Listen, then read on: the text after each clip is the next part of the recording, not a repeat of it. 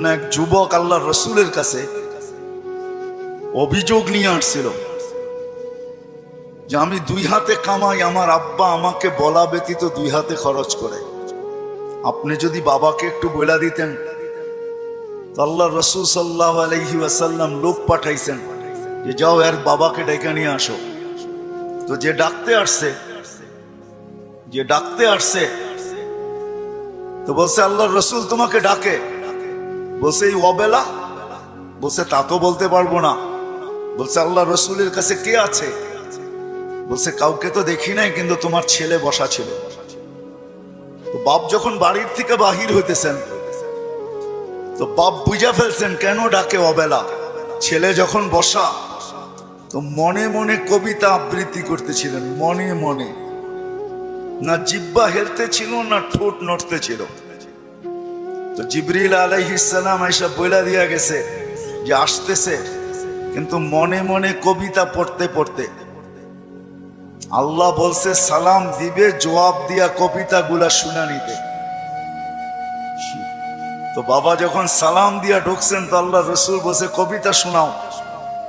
তো সাহাবী রসুল বলতেছিল মান আখবারাক, আপনাকে কে খবর দিল? আমি তো জিহ্বাও হেলাই নাই, ঠোঁটও নাড়াই নাই, মনে মনে পড়তেছিলাম। আল্লাহ রসুল বলতেছিল নাব্বাআনি আল আলিমুল খাবীর, আল্লাহ আমাকে জানায়া দিছেন, আল্লাহ আমাকে জানায়া দিছেন। তো যখন কবিতা পড়তেছিল আল্লাহর রসুল তো আব্বাকে দেখেন নাই, পেটে আসতে দেরি, আব্বা দুনিয়ার থেকে যাইতে দেরি করেন নাই। বিরাট বড় একটা শূন্যতা ভিতরে ছিল। বাপ দেখাও তো একটা বিষয়, বাপকে দেখেন নাই বিদায় ভিতরে একটা শূন্যতা ছিল। তো বৃদ্ধ কবিতা পড়তেছিল আর আল্লাহ রসুল চোখের পানি জড়াইতেছিলেন। কবিতা অনেক লম্বা, আমি দুই একটার তর্জমা শুনাই আপনাদেরকে।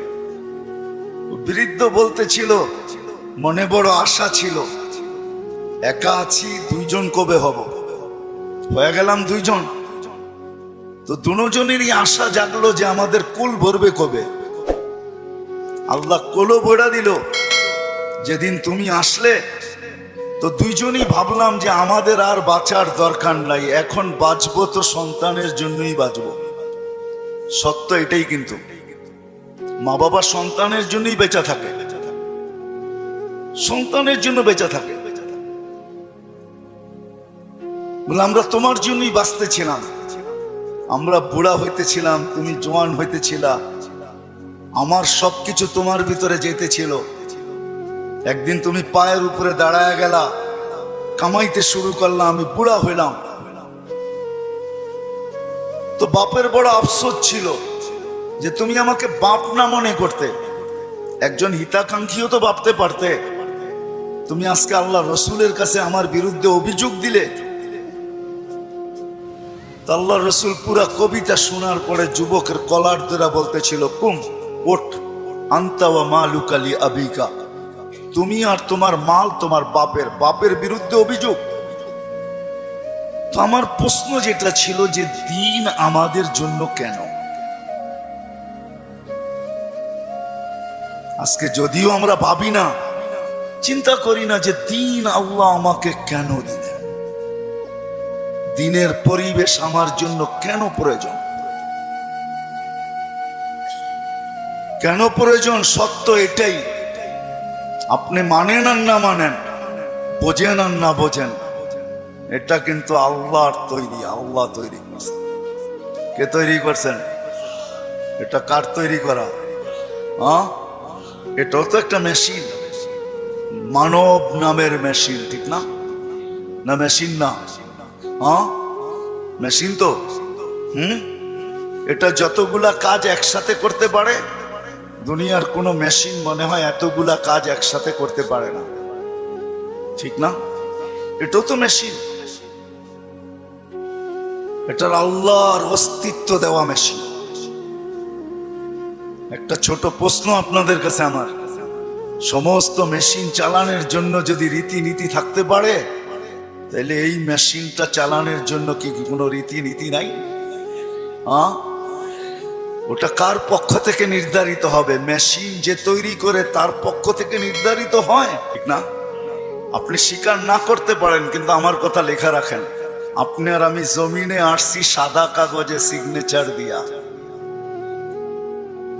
আমি কোরআন দিব আপনাকে, সাদা কাগজে শুধু সিগনেচার দিই না, সাথে সাথে ফিঙ্গারও দিয়ে আসছি, ফিঙ্গার।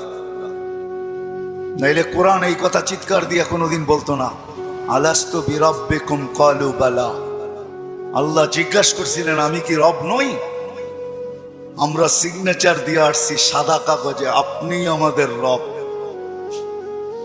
আজকে যদিও নাকি আমরা ভুলে গেছি, সত্য এটাই, সমাজের চতুর্দিকে তাকাইলে দেখা যায় সবকিছু পাওয়ার পরে ভুলছি তো শুধু আল্লাহকে ভুলছি, আর কাউকে ভুলি নাই।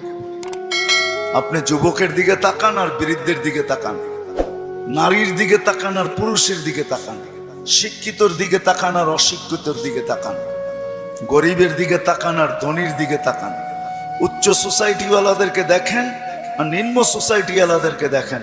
সবার দিকে তাকাইলে একটা কথা সুস্পষ্ট, সবকিছু আল্লাহর থেকে পাওয়ার পরে কিন্তু আমরা ভুলে গেছি আল্লাহকে। সবকিছু পাওয়ার পরে, সত্য তো? হ্যাঁ, যদি প্রমাণ চান আমি দিতে পারি, প্রমাণ চান আমি যুক্তি দিয়ে দিতে পারি। বলেন ডেলি অক্সিজেন নেন কার? কে অক্সিজেন দেয় আমাদেরকে? হ্যাঁ মানেন? হ্যাঁ, আমার তো বুঝে আসে না আপনাদের এলাকায় ঢোকার পরে যে উন্নত বিশ্বের কোনো লোককে যদি এই এলাকায় ছেড়ে দেওয়া হয়, বা ঢাকা শহরের ঘনবসতি এলাকাগুলাতে ছেড়ে দেওয়া হয়, বা পুরান ঢাকার কোনো গলিতে ঢুকাইয়া দেওয়া হয়, ও মনে হয় বাহির হইয়া ভাববে যে এইখানের মানুষ অক্সিজেন নেয় কি করে,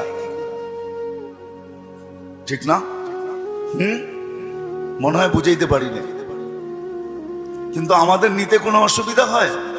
হ্যাঁ, আপনার গলিতে অক্সিজেন কে ঢুকায়? হ্যাঁ, কাটটা নেই, প্রতিদিন কার অক্সিজেন কতটুকু নেই জানি?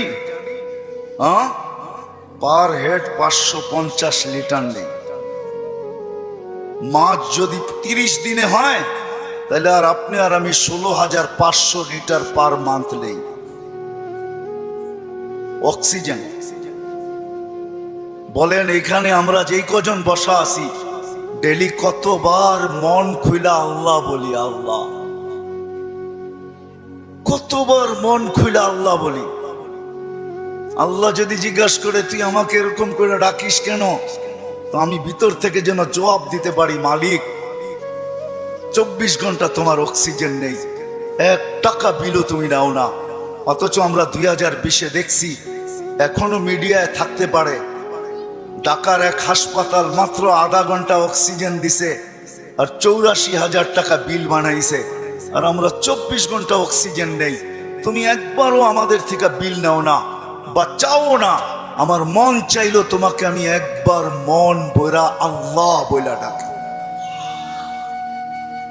3 দিন পর্যন্ত ঘরে পানি ব্যতীত কিচ্ছু নাই। 3 দিন চলতেছে ঘরের অবস্থা, শুধু পানি আছে আর কিচ্ছু নেই।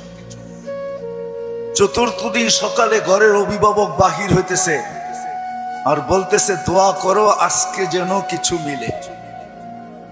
কিন্তু যখন সন্ধ্যায় ফিরতেছেন ওই দিনও কিচ্ছু মিলে নাই, ওই দিনও কিচ্ছু মিলে নাই। কিন্তু ঘরের মহিলা বারবার রাস্তা দেখতেছেন যে আজকে কিছু মিলবে হয়তো, কিন্তু সন্ধ্যাবেলা যখন ঘরের পর্দা উঠায় দেখতেছেন আসতেছে, কিন্তু চেহারাটা মলিন, হাত দুইটা খালি। নাম পরে বলবো আমি। যখন একবারে ঘরের কাছে চলে আসছে, এখন আর আওয়াজ, পর্দা নষ্ট হবে না, তো আওয়াজ দিছেন আলী। বুঝছেন তো? আলী রাদিয়াল্লাহু তাআলা আনহুর কথা বলতেছি। ফাতেমা রাদিয়াল্লাহু তাআলা আনহা আওয়াজ দিছেন আলী। তো চোখে চোখ পড়ছে, তো জিজ্ঞাসা করছে চেহারা মলিন কেন? বলছে আজকেও কিছু মিলে নাই। তো ঘরের মহিলা বলতেছে ওয়াজাদনা শাকারনা লাম নাজি সাবারনা। পাবো তো শুকরিয়া আদায় করব না, পাবো তো সবর করব। দুনো অবস্থায় আল্লাহ আমাদের সাথে। আর আলী এটা জানো, আল্লাহ যাদের সাথে থাকে তাদের চেহারা মলিন হওয়ার শোভা পায় না। একটু ভাবেন না, একটু ভাবেন না। তো দরজা খোলার পরে যখন ঢুকতেছেন ঘরে, আলী রাদিয়াল্লাহু তাআলা আনহু বলতেছেন, ফাতেমা সাররাত ওয়া তাবাসসামাত। ফাতেমা মুস্কি মুস্কি হাসতেছিল। চতুর্থ দিনের ক্ষুধার্ত।